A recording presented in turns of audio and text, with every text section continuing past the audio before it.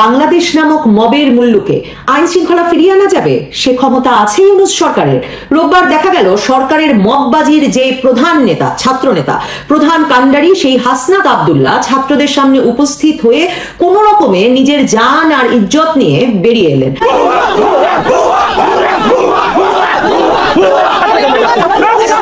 আপনাদের মনে থাকবে এই সেই হাসনাত যার কথা 2 মিনিট শুনতে রাজি হচ্ছে না বিক্ষুব্ধ ছাত্ররা, কিন্তু তার মববাজির আলটিমেটামে বাংলাদেশের উচ্চ আদালতের হাইকোর্ট আর আপিল বিভাগের বিচারপতিদের বদলে ফেলা হয়েছিল। বুঝুন তাহলে, মববাজি কি থামানো সম্ভব বাংলাদেশে? সহজে ফেরানো যাবে আইন শৃঙ্খলা যখন মববাজির নেতা হাসনাত আব্দুল্লাহর কথা কেউ শুনতে রাজি হচ্ছে না?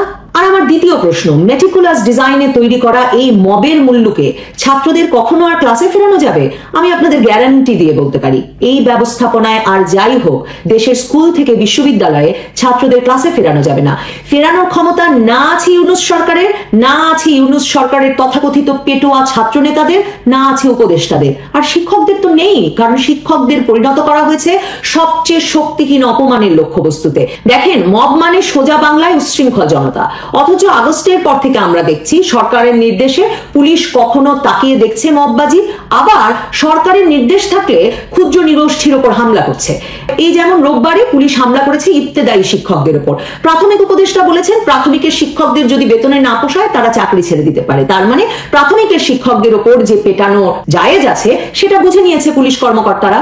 ইউনূস সরকার ক্ষমতায় আসার পর থেকে এই মববাজিকে, এই মগের মুল্লুককে তারা বলেছেন জনতার ক্ষোভ, তারা বলেছেন মিডিয়ার অপপ্রচার, তারা দাবি করেছেন এই ভাঙচুর, হুমকি ধামকি, লুটতরা, যাকে ইচ্ছা পদে বসানো, যাকে ইচ্ছা পদ থেকে সরিয়ে দেওয়া, যার তার বিরুদ্ধে আলটিমেটাম দেওয়া, এ সবই রাজনৈতিক ক্ষোভের বহিঃপ্রকাশ। কাজে এখন এদের প্রতি কারো কোনো সম্মান নাই, ভরসাও নাই। এদের পক্ষে আর যাই হোক সমাজে শৃঙ্খলা ফেরানো কিংবা ছাত্রদের ক্লাসে ফেরানো অসম্ভব।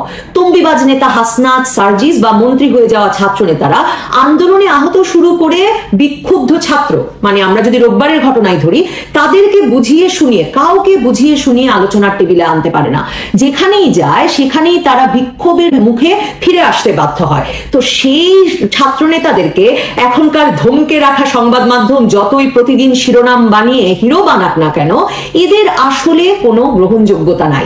এরা হয়তো ভাবছেন যে এরা বেশ জাতীয় নেতা হয়ে উঠেছেন, মন্ত্রী এমপি হওয়ার স্বপ্ন দেখছেন, সরকারের আশকারায় দল গড়ছেন, রাজনৈতিক দল গড়ে নির্বাচনে যাওয়ার স্বপ্ন দেখছেন, নির্বাচনী প্রচার চালাচ্ছেন, কম্বল বিতরণ করছেন, কিন্তু নিশ্চিতভাবে সাধারণ মানুষের মধ্যে, ছাত্র জনতার মধ্যে এদের কোনো গ্রহণযোগ্যতা নাই। তা অভ্যুত্থানে আহত ব্যক্তিদের ক্ষোভ থেকে শুরু করে রোববার ঢাকা কলেজের ঘটনায় প্রমাণিত হয়। আর এরা সারাদিন ভেঙে দেব, গুড়িয়ে দেব, একে মারবো, ওকে ধরবো, একে না সরালে সরকার ফেলে দেব, একে না সরালে শহীদ হব, জান দেব, এসব বলে বলে নিয়মিত যারা শিরোনাম হচ্ছেন তাদেরকে দেখে আপনার আমার ছেলেমেয়েরা তো ভাবতেই পারে যে হিরো হওয়ার এটাই সহজ পথ, এবং এইভাবে হিরো হয়ে একসময় জাতীয় নেতা ভাব নিয়ে মন্ত্রী এমপি পর্যন্ত হয়ে যাওয়া যাবে।